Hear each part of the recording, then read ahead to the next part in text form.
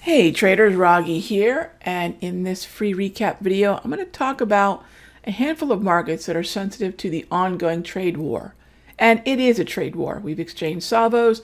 China and the US have gone back and forth with their tariffs, and it's just a matter of time before we see the next round of tariffs. I mean, how long are we going to see a holiday, a break from the trade war narrative? Not long. I mean, I think between NATO and SCOTUS talk, the market got a reprieve for one day.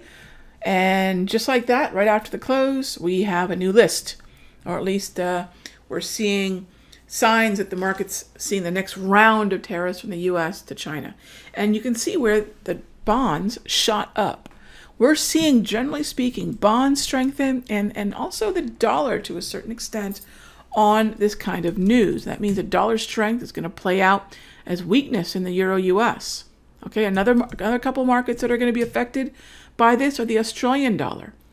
You can look at the AD futures. You can look at the Australian dollar versus US Forex. Look how weak the Aussie and the New Zealand dollar are when we have this back and forth. And that's because China is the biggest trading partner for Australia and for New Zealand. And these tariffs don't bode well for the Chinese economy, and that in turn hurts the economies that are reliant on it, Australia and New Zealand.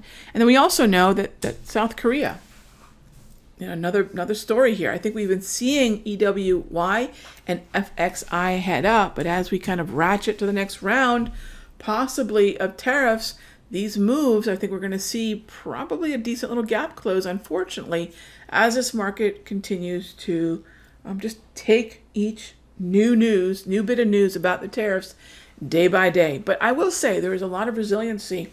And come Friday, we could start to see the market focus on some other types of news, especially if we start to see good news out of the likes of JP Morgan, Wells, PNC, Citi, and that in turn could help boost an already quite, right now, strong momentum strength in XLF. And XLF is going to do what?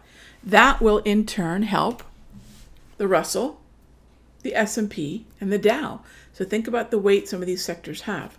All right, so where else does this narrative, this trade war narrative hit? It obviously hits the Dow hardest, then the S&P, then the NAS, and then the Russell. The Russell is not immune to selling off. We can see that's happening here today with the news we're seeing after the close, but it is the one that's going to be most resilient because small caps, domestic small caps are going to be more resilient in a global trade war concern.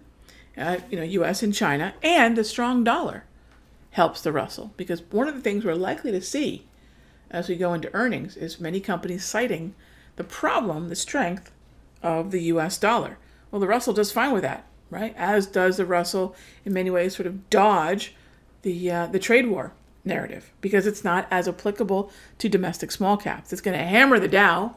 It's going to in turn then affect the S&P and then even the NASDAQ, which should be more resilient, and it has been, but it's still going to have implications, especially since this is between US and China, and any political, basically any kind of political obstacle for companies like Facebook and Google and Apple, these names heavy in this tech index, they're going to present political problems for these companies that want to make inroads into China, which is where and how you see the NASDAQ being affected.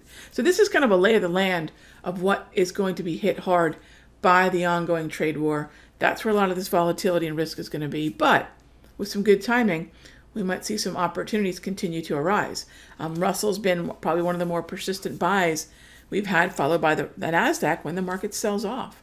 So the trade war fears that create sell-offs have been terrific opportunities to buy into support and take some of the moves higher like we have in the past 4 or 5 days. All right, I'll see you in the next update.